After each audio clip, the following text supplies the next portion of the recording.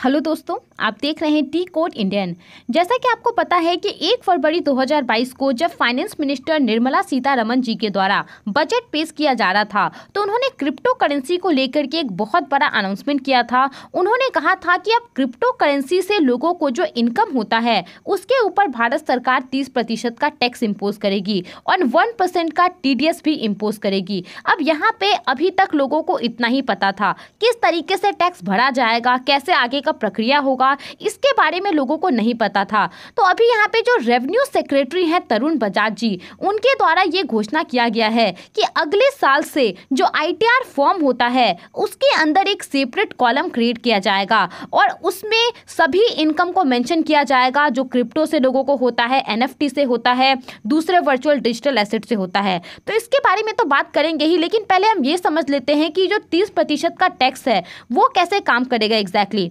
तो मान लीजिए कि आपने 50,000 रुपए का इन्वेस्टमेंट किया है बिटकॉइन में और 1 साल के बाद आपने इसको किसी दूसरे व्यक्ति को बेच दिया 1 लाख रुपीस में। तो यहाँ पे आपको जो 50,000 रुपए का इनकम हुआ है उसके ऊपर आप भारत सरकार को टैक्स देंगे और यहाँ पे 1% का आपको TDS भी देना पड़ेगा। TDS यानी कि tax deducted at source.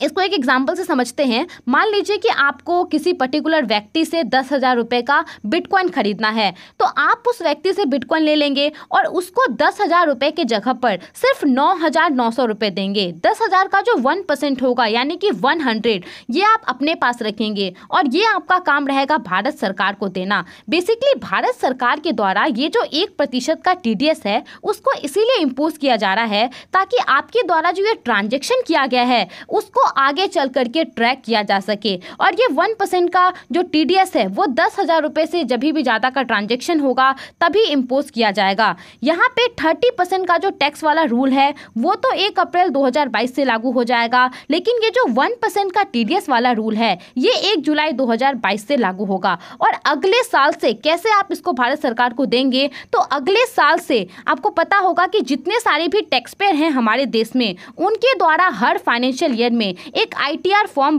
Fill किया जाता है। जिनको नहीं पता है ITR फॉर्म क्या होता है उनको मैं थोड़ा सा बता देती हूँ। ITR यानी कि इनकम टैक्स रिटर्न, ये एक प्रकार का फॉर्म होता है जिसमें एक पर्टिकुलर टैक्स पेयर भारत सरकार को ये बताता है, जो इनकम टैक्स डिपार्टमेंट है उनको ये बताता है कि एक फाइनेंशियल ईयर के अंदर उसने कितना पैसा कमाया है और वो इनकम टैक्स डिपार्टमेंट को कितना टैक्स देने के लिए एप्लीकेबल है। अलग अलग प्रकार का 7 अलग अलग फॉर्म होता है, ITR 1, ITR 2, ITR 3, 4, 5, 6, 7 और ये एक स्पेसिफाइड ड्यू डेट होता है, उससे पहले हर टैक्स पेयर को भरना पड़ता है। इसके अलावा यहाँ पे जितने सारे भी ये अलग अलग फॉर्म है उसके अंदर अलग अलग कॉलम मेंशन रहता है सोर्स ऑफ इनकम के लिए, जैसे कि income from salary, income from pension, income from 1 house property, income from multiple house property, agriculture income, उसके बाद इनकम फ्रॉम अदर सोर्सेज, उसके बाद winning from horse races and lottery. तो इन सब के लिए अलग अलग कॉलम मेंशन रहता है। अब यहाँ पे अगले साल से क्या होगा, ये जो आपको फॉर्म दिख रहा है और इसमें जो आपको अलग अलग कॉलम दिख रहा है उसमें से एक कॉलम आपका होगा जिसमें आपको ये बताना होगा कि आपने क्रिप्टो से कितना कमाया है, NFT से कितना कमाया है, जो दूसरा वर्चुअल डिजिटल एसेट होता है उससे आपने कितना पैसा यहाँ पे कमाया है।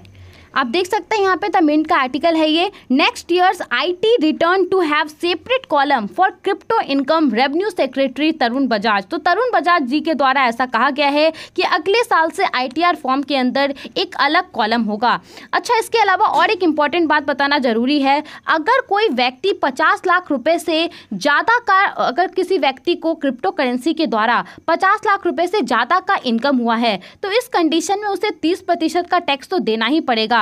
इसके अलावा उसे 15% का और भी टैक्स यहाँ पे देना पड़ेगा। ये भी एक इंपॉर्टेंट बात है जो बताना जरूरी था। आई होप आपको ये सारी बातें समझ में आ गई होंगी। आप इस फैसले के बारे में क्या सोचते हैं, हमें अपना ओपिनियन जरूर बताएं।